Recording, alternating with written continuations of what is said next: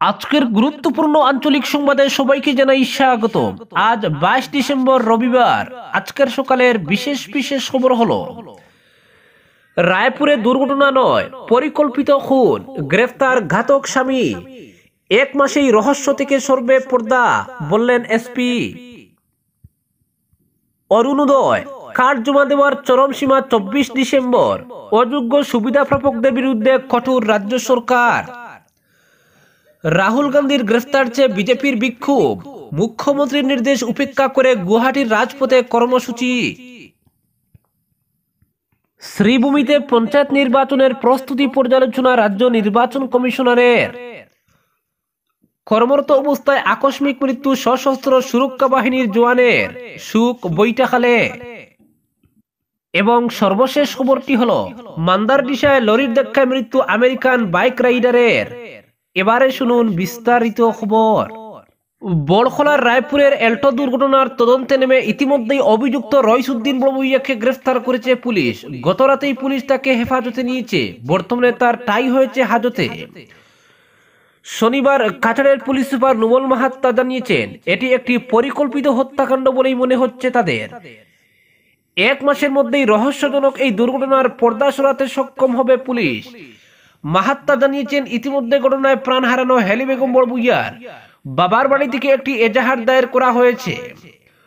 পরিকল্পিত হত্যার অভিযোগ করেই ওই এজাহার দায়ের করা হয়েছে। ওই এজাহারের ভিত্তিতে তারা ফের ঘটনার তদন্ত করবেন এবং খুব শীঘ্রই আদালতে চার্জশিট দায়ের করা হবে। মাহাত্তা আরো বলেছেন, একটি পারিবারিক সংঘাত চলছিল, এর মধ্যে আর্থিক বিষয়ে জড়িত ছিল। রয়েস কর্মসূত্রে আসামের বাইরে থাকেন, মাঝে মাঝে এখানে আসেন। গোটা বিষয় খতিয়ে দেখছে পুলিশ। এদিকে শনিবার হেলি বেগমের বাবা জানিয়েছেন, রইসউদ্দিন ঘটনার পরবর্তীতে যে বর্ণনা দিয়েছে, এর থেকে তার মনে সন্দেহ দানা বাঁধে। কারণ মঙ্গলবার রাতে শিলচরে চিকিৎসককে দেখিয়ে তারা আমাদের বাড়িতে আসে। এখান থেকে রাত 8:30টায় তারা নিজের বাড়ির উদ্দেশ্যে রওনা দেয়। গণিগ্রাম সড়ক হয়ে তাদের বাড়ি যাওয়ার কথা, কিন্তু রাত 11টায় তাদের কাছে রায়পুরে দুর্ঘটনা হয়েছে বলে খবর আসে। তিনি এও জানান, স্বামী রইসউদ্দিন পরিকল্পিতভাবে খুন করে একে দুর্ঘটনার রূপ দিতে চেয়েছে। কারণ যে পথ ধরে তাদের বাড়ি যাওয়ার কথা ছিল, ওই পথ ধরে তারা যায়নি। এখানেই রহস্যের গন্ধ পাচ্ছেন তিনি। এটা পরিকল্পিত হত্যাকাণ্ড, সন্দেহ হেলির বাবার। অন্যদিকে হেলি বেগম বড়ভূঁইয়ার বাবার মতো প্রায় একই ভাষ্য শোনা গিয়েছে তার বড় বোনের কণ্ঠেও। তিনি বলেছেন, ওই রাতে তারা চিকিৎসককে দেখিয়ে এখানে আসে। তারা এখান থেকে বেরোয় রাত 8:30টায়। গণিগ্রাম সড়ক হয়ে বাড়ি ফেরার কথা ছিল তাদের, কিন্তু ওই পথে তারা যায়নি। এরপর রাত 11টায় দুর্ঘটনার খবর আসে। প্রশ্ন হলো, বাড়ি যে পথ ধরে যাবে সে পথ ধরে না গিয়ে তারা ফেরির পথ ধরলো কেন? ফেরি পরিষেবা তো রাত 7:30টায় বন্ধ হয়ে যায়। তার প্রশ্ন, ফেরি পরিষেবা বন্ধ হওয়ার পরে কেন ওই পথ ধরে যাবে তারা? এখানেই হেলির স্বামীর উপর সন্দেহ বাড়ে তাদের। তাছাড়া রওনা হওয়ার প্রায় 2 ঘন্টা ধরে কোনো খুঁজও তারা পাচ্ছিলেন না। ওই সময় হেলির স্বামী রয়েস কোথায় ছিলেন, কি করছিলেন তিনি? এই সন্দেহের বশেই তারা থানায় এজাহার দায়ের করেছেন। তিনি আশাবাদী এই ঘটনায় তারা ন্যায় বিচার পাবেন। উল্লেখ্য, মঙ্গলবার রাতে একটি এল্টো গাড়ি বড়খলার রায়পুরে বরাক নদীর জলে তলিয়ে যায়। এতে ঘটনাস্থলেই রইসউদ্দিন বড়ভূঁইয়ার স্ত্রী হেলি বেগম বড়ভূঁইয়া ও শিশুকন্যা জন্নতারা বেগম বড়ভূঁইয়ার জলে ডুবে মৃত্যু হয়। কিন্তু চালকের আসনে থাকা হেলি বেগম বড়ভূঁইয়ার স্বামী রইসউদ্দিন বড়ভূঁইয়া প্রাণে বাঁচেন। এদিন ঘটনাস্থল থেকেই রইসউদ্দিনকে চিকিৎসার জন্য শিলচর মেডিকেল কলেজ হাসপাতালে পাঠানো হয়। এখানে চিকিৎসার পর রইসকে হেফাজতে নেয় পুলিশ। অপরদিকে অযোগ্য সুবিধাপ্রাপকদের বিরুদ্ধে কঠোর রাজ্য সরকার। অরুণোদয় কার্ড জমা দেওয়ার চরম সীমা 24 ডিসেম্বর। রাজ্যের বহু মানুষই এখন আর অরুণোদয় প্রকল্পের জন্য আবেদন করতে পারবেন না। এই প্রকল্পে সরকারের নতুন গাইডলাইনের জন্যই অনেকে আর মাসে মাসে টাকাও পাবেন না। প্রতি মাসে 1250 টাকা করে পেতে গ্রামের পাশাপাশি শহরের মহিলারাও এক সময় সার বেঁধে ছবি তুলেছিলেন। কিন্তু অর্থ বিভাগের এক নির্দেশের ফলে অনেককেই এখন এই প্রকল্পের অর্থপ্রাপ্তি থেকে বঞ্চিত থাকতে হবে। শনিবার একটি সরকারি সূত্রে এই তথ্য স্পষ্ট হয়েছে। ওই সূত্র জানিয়েছে, সাধারণত গরিব, বিধবা, স্বামীহারা, বিবাহ বিচ্ছেদ হওয়া মহিলা, নির্যাতিতা, 45 বছরের ঊর্ধ্বের মহিলা, তৃতীয় লিঙ্গের ব্যক্তি, দিব্যাঙ্গ, বৃদ্ধাশ্রমের মহিলারাই এই প্রকল্পের সুবিধা পান। এছাড়াও সুবিধা পেতে পারেন মহিলা সদস্য পরিচালিত পরিবার, আশ্রয়হীন, ভিক্ষে করে জীবনযাপন করা, অন্তোদয় অন্ন যোজনার সুবিধা প্রাপক মহিলা, মহিলা পরিচালিত পরিবার যে পরিবারে বার্ষিক আয় 2 লক্ষের নিচে। জানা গিয়েছে বর্তমানে রেশন কার্ডের সঙ্গে অরুণোদয় প্রাপক মহিলাদের নাম সংযোগ করে গ্রাম সভার মাধ্যমে সুবিধা প্রাপকের যোগ্যতা পরীক্ষা চলছে। সরকারের জনপ্রিয় এই প্রকল্পের লক্ষ্য ছিল সমাজের দুর্বল মহিলা, যারা আর্থিকভাবে দুর্বল, তারা যাতে সুবিধা পান। প্রকল্পে বরাদ্দ 1250 টাকা থেকে তারা যাতে প্রয়োজনে 400 টাকা দিয়ে ওষুধপত্র, 200 টাকা দিয়ে শস্য জাতীয় সামগ্রী, 80 টাকা দিয়ে চিনি, 150 টাকা দিয়ে ফলমূল এবং 250 টাকা দিয়ে অত্যাবশ্যকীয় অন্য সামগ্রী কিনতে পারেন। সেজন্য সরকার টাকা দেয়।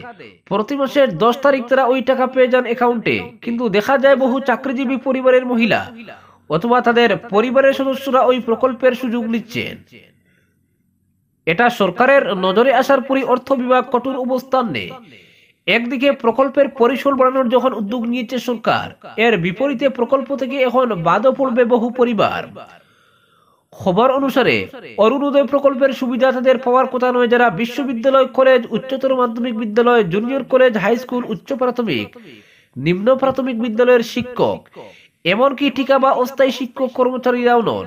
তাছাড়া সরকারি কর্মী, পেনশনার, টিকাভিত্তিক কর্মী, অঙ্গনওয়াড়ি কর্মী, মধ্যাহ্ন ভোজন কর্মী, আশা কর্মী, আশা তত্ত্বাবধায়ক, গ্রাম প্রধানেরও এই প্রকল্পের সুবিধা পাওয়ার কথা নয়, কিন্তু তারাও এই প্রকল্পের সুবিধা নিচ্ছেন। অর্থ বিভাগের জারি করা বিজ্ঞপ্তিতে বিষয়টি স্পষ্ট হয়েছে। ওইসব শ্রেণীর অন্তর্গত বহু সুবিধা প্রাপক বা তাদের উপর নির্ভরশীল পরিবারের সদস্যরা এখনো এই প্রকল্পের সুবিধা নিচ্ছেন। তবে আগামী 24 ডিসেম্বরের আগে তারা বাধ্যতামূলকভাবে অরুণোদয় প্রকল্প ত্যাগ করার নির্দেশ জারি করা হয়েছে। অন্যথায় তাদের বিরুদ্ধে কঠোর অনুশাসনমূলক ব্যবস্থা গ্রহণ করা হবে বলেও অর্থ বিভাগ ওই নির্দেশে উল্লেখ করেছে। অপরদিকে রাহুল গান্ধীর গ্রেফতার চেয়ে বিজেপির বিক্ষোভ, মুখ্যমন্ত্রীর নির্দেশ উপেক্ষা করে গুয়াহাটির রাজপথে কর্মসূচি।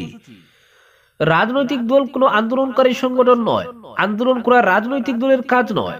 কংগ্রেসের রাজভবন চলো ও জনতা ভবন ঘেরাও আন্দোলনের পরিপ্রেক্ষিতে গত শুক্রবার এই মন্তব্য করেছিলেন মুখ্যমন্ত্রী হিমন্ত বিশ্ব শর্মা। কিন্তু মুখ্যমন্ত্রীর এই মন্তব্যের 24 ঘন্টা পার হতে না হতেই রাজপথে প্রতিবাদে নামলো বিজেপি। কংগ্রেস নেতা রাহুল গান্ধী সংসদের বাইরে বিজেপির নাগাল্যান্ডের মহিলা সাংসদকে অপদস্থ করেছেন অভিযোগ তুলে গেরুয়া দল লতাশিল থেকে জাদেশ ময়দান পর্যন্ত প্রতিবাদ মিছিল বের করে রাহুল গান্ধী গো ব্যাক, রাহুল গান্ধী মুর্দাবাদ ইত্যাদি স্লোগানে মুখরিত প্রতিবাদ মিছিলের নেতৃত্বে ছিলেন বিজেপির প্রদেশ সভাপতি ভবেশ কলিতা, সাংসদ বিজুলি কলিতা মেদি, মুখ্যমন্ত্রী ঘনিষ্ঠ প্রাক্তন সাংসদ পল্লব লোচন দাস সহ দলের অন্য নেতা কর্মীরা। প্রতিবাদ স্থলে দাঁড়িয়ে ভবেশ কলিতা সংসদের বাইরে বিজেপির মহিলা সাংসদকে অপদস্থ করার জন্য কংগ্রেস নেতা রাহুল গান্ধীকে শীঘ্রই গ্রেফতারের দাবি তুলেন। রাজনৈতিক দলের আন্দোলন করা উচিত নয়। মুখ্যমন্ত্রীর এই মন্তব্য প্রসঙ্গে তাকে প্রশ্ন করা হলে কলিতা বলেন, এটা মুখ্যমন্ত্রীর কথা। বিজেপি প্রশাসনের অনুমতি নিয়ে প্রতিবাদী কর্মসূচি পালন করেছে, কংগ্রেসের মতো ব্যারিকেড ভেঙে নয়।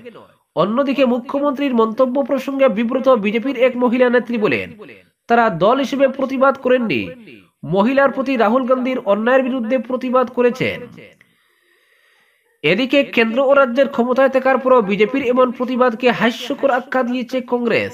শনিবার রাজীব ভবনে আয়োজিত এক সাংবাদিক সম্মেলনে কংগ্রেস নেত্রী প্রাক্তন মন্ত্রী প্রণতি ফুকন ও মীরা বরঠাকুর বিজেপির আন্দোলনকে কটাক্ষ করে বলেন, মুখ্যমন্ত্রী হিমন্ত বিশ্ব শর্মা রাজনৈতিক দলের আন্দোলন করা উচিত নয় বলে মন্তব্য করেছিলেন। কিন্তু তার এই মন্তব্যের 24 ঘন্টা পার হওয়ার আগে বিজেপি আন্দোলনের কর্মসূচি আয়োজন করে বুঝিয়ে দিয়েছে মুখ্যমন্ত্রীর মন্তব্য ঠিক নয়। তারা আরো বলেন, রাহুল গান্ধীর চরিত্রের সার্টিফিকেট বিজেপিকে দিতে হবে না। দেশের জনতা রাহুল গান্ধী ও তার পরিবারের ত্যাগের কথা জানেন। এদিকে মুখ্যমন্ত্রীর মন্তব্যের 24 ঘন্টা পার হতে না হতেই বিজেপির প্রতিবাদ নিয়ে এবার মুখ্যমন্ত্রী কি উত্তর দেবেন প্রশ্ন তুলেন ইউডিএফ বিধায়ক রফিকুল ইসলাম। তিনি বলেন, এখন কি বলবেন তা মুখ্যমন্ত্রী নিজেই জানেন না। অপরদিকে শ্রীভূমি জেলার আসন্ন পঞ্চায়েত নির্বাচনের প্রস্তুতি পর্যালোচনা করতে শনিবার রাজ্য নির্বাচন কমিশনার অলোক কুমার শ্রীভূমি জেলা সফর করলেন। তার সাথে রাজ্য নির্বাচন কমিশনের সচিব গীতার্থ বড়ুয়া ও অন্যান্য আধিকারিকরা এই সফরে আসেন। এদিন রাজ্য নির্বাচন কমিশনার তার সফরকালে শ্রীভূমি জেলা আয়ুক্ত কার্যালয়ের সভাকক্ষে জেলা আয়ুক্ত প্রদীপ কুমার দ্বিবেদী ও পুলিশ সুপার পার্থ প্রতিম দাস সহ জেলা প্রশাসনের উচ্চপদস্থ আধিকারিকদের সাথে এক বৈঠকে মিলিত হন।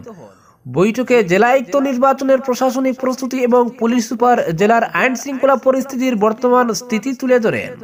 বৈঠকে নির্বাচন কমিশনার অলোক কুমার পঞ্চায়েত নির্বাচনের ভোটার তালিকায় নতুন ভোটার, বিশেষ করে 18 থেকে 19 বছর বয়সী তরুণ তরুণী ভোটারদের এপিক নম্বর সহ নাম লিপিবদ্ধ করতে বলেন। পাশাপাশি তিনি সুষ্ঠু ও অবাধ পঞ্চায়েত নির্বাচন অনুষ্ঠিত করতে মূল্যবান পরামর্শ প্রদান করেন। বৈঠকে রাজ্য নির্বাচন কমিশনার জেলায় অবাধ, সুষ্ঠু ও স্বচ্ছ পঞ্চায়েত নির্বাচন অনুষ্ঠিত করতে রাজ্য নির্বাচন কমিশন থেকে সব ধরনের সহযোগিতা ও পথ প্রদর্শন করা হবে বলে আশ্বস্ত করেন। এতে জেলা আয়ুক্ত জেলা প্রশাসনের পক্ষে জেলায় অবাধ, সুষ্ঠু, স্বচ্ছ ও সফল পঞ্চায়েত নির্বাচন অনুষ্ঠিত করতে সব ধরনের ব্যবস্থা গ্রহণ করা হবে বলে নির্বাচন কমিশনারকে জানান। অপরদিকে অরুণাচলের তাওয়াঙ্গে কর্মরত অবস্থায় আকস্মিক মৃত্যু ঘটল শ্রীভূমি জেলার পাথারকান্দি থানা অধীন বৈটাখাল চা বাগান এলাকার কাটাবাড়ি গ্রামের বাসিন্দা তথা সশস্ত্র সুরক্ষা বাহিনীর 67 নং ব্যাটালিয়নে এএসআই জিডি প্রদীপ গোয়ালার মৃত্যুকালে বয়স হয়েছিল 45 বছর। শনিবার মৃতদেহ বিমান যোগে বৈটাখালে নিজের বাড়িতে এনে শেষকৃত্য করা হয়েছে। এদিকে সশস্ত্র সুরক্ষা বাহিনীর পক্ষে মৃত প্রদীপ গোয়ালাকে ভারতের একজন দক্ষ ও আদর্শবান দেশপ্রেমিক বীর সন্তান হিসেবে সম্বোধন করে এক শোকবার্তা প্রয়াতের স্ত্রী প্রতিভা গোয়ালার হাতে তুলে দেওয়া হয়। পাশাপাশি শ্রীভূমির জেলা আয়ুক্ত প্রদীপ দ্বিবেদী এবং জেলা পুলিশ সুপার পার্থপ্রতিম দাস প্রমুখ কাছে পৌঁছে দিয়ে এই পরিবারকে সর্বক্ষেত্রে সুরক্ষা ও সহযোগিতা প্রদান করার অনুরোধ করা হয়েছে বলে জানা যায়। প্রয়াত প্রদীপ গোয়ালার মতো সাহসী বীর সৈনিকের মৃত্যুতে বৃহত্তর বৈটাখাল চা বাগান এলাকায় শোকের ছায়া নেমে এসেছে। সেনার মৃতদেহ জাতীয় পতাকা দিয়ে ডেকে গান সেলুট জানিয়ে মর্যাদা সহকারে শেষ শ্রদ্ধা নিবেদন করা হয়। প্রদীপ গোয়ালা রেখে গেছেন স্ত্রী ও 3 মেয়ে এবং 3 ভাই 3 বোন সহ আত্মীয় স্বজন। অপরদিকে লামডিং হাফলং 27 নম্বর জাতীয় সড়কে এক ভয়ঙ্কর সড়ক দুর্ঘটনায় মৃত্যু ঘটল বিদেশি বাইক রাইডারের। মৃত বিদেশি পর্যটক হচ্ছেন আমেরিকার বাসিন্দা বেবি থমসন। শনিবার লামডিং হাফলং সংযোগী 27 নং জাতীয় সড়কের ডিমা হাসাও জেলার মান্দার ডিসার ব্লু হিল দাবার সামনে এই ভয়ঙ্কর দুর্ঘটনা সংঘটিত হয়। দুর্ঘটনাগ্রস্ত রয়্যাল এনফিল্ড হিমালয়ান বাইকের নম্বর AH11N0804। জানা যায় দ্রুতগামী পণ্যবাহী লরি বাইকে ধাক্কা মেরে পালিয়ে যায় এবং ঘটনাস্থলে মৃত্যু হয় বাইক আরোহী বেবি থমসনের। বাইক আরোহী বিদেশি পর্যটক বেবি থমসন শিলচর থেকে লামডিং অভিমুখে যাওয়ার সময় মান্দারডিসায় এই বাইক দুর্ঘটনা সংঘটিত হয়। আমেরিকা থেকে বাইক চালিয়ে ভারত ভ্রমণ করেছিলেন এই বিদেশি পর্যটক। এদিকে দুর্ঘটনার খবর পেয়ে তাৎক্ষণিকভাবে লামডিং পুলিশ এবং মান্দারডিসা পুলিশ ঘটনাস্থলে উপস্থিত হয়ে বাইক আরোহী পর্যটক বেবি থমসনকে উদ্ধার করে লামডিং হাসপাতালে পাঠিয়ে দেয়। কিন্তু হাসপাতালে নিয়ে যাওয়ার পর বিদেশি বাইক আরোহী বেবি থমসনকে মৃত বলে ঘোষণা করে চিকিৎসকরা। আজকের বিশেষ সংবাদ এখানেই সমাপ্ত।